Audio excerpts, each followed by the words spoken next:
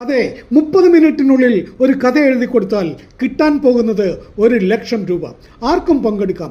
അറിയാവുന്ന ഏത് കഥയും എഴുതാം. പക്ഷേ എഴുതുന്നത് ഇംഗ്ലീഷിലായിരിക്കണം.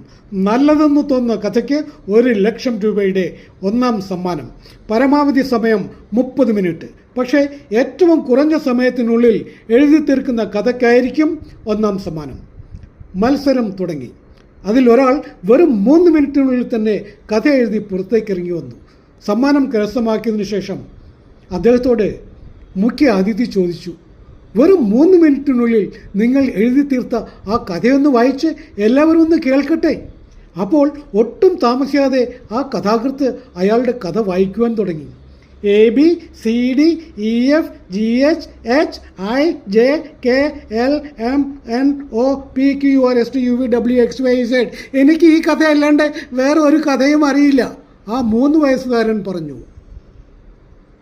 അതെ, 30 മിനിറ്റിനുള്ളിൽ ഒരു കഥ എഴുതി കൊടുത്താൽ കിട്ടാൻ പോകുന്നത് 1,00,000 രൂപ. ആർക്കും പങ്കെടുക്കാം.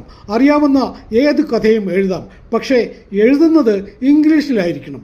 നല്ലതെന്ന് തോന്നുന്ന കഥയ്ക്ക് 1,00,000 രൂപയുടെ ഒന്നാം സമ്മാനം.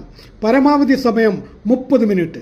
പക്ഷേ ഏറ്റവും കുറഞ്ഞ സമയത്തിനുള്ളിൽ എഴുതി തീർക്കുന്ന കഥയ്ക്കായിരിക്കും ഒന്നാം സമ്മാനം. മത്സരം തുടങ്ങി. അതിലൊരാൾ വെറും 3 മിനിറ്റിനുള്ളിൽ തന്നെ കഥ എഴുതി പുറത്തേക്ക് ഇറങ്ങി വന്നു. സമ്മാനം കരസ്ഥമാക്കിയതിനു ശേഷം അദ്ദേഹത്തോട് മുഖ്യ അതിഥി ചോദിച്ചു, വെറും 3 മിനിറ്റിനുള്ളിൽ നിങ്ങൾ എഴുതി തീർത്ത ആ കഥയൊന്ന് വായിച്ച് എല്ലാവരും ഒന്ന് കേൾക്കട്ടെ. അപ്പോൾ ഒട്ടും താമസിയാതെ ആ കഥാകൃത്ത് അയാളുടെ കഥ വായിക്കുവാൻ തുടങ്ങി. ABCDEFGHIJKLMNOPQRSTUVWXYZ. എനിക്ക് ഈ കഥ അല്ലാണ്ട് വേറെ ഒരു കഥയും അറിയില്ല, ആ 3 വയസ്സുകാരൻ പറഞ്ഞു.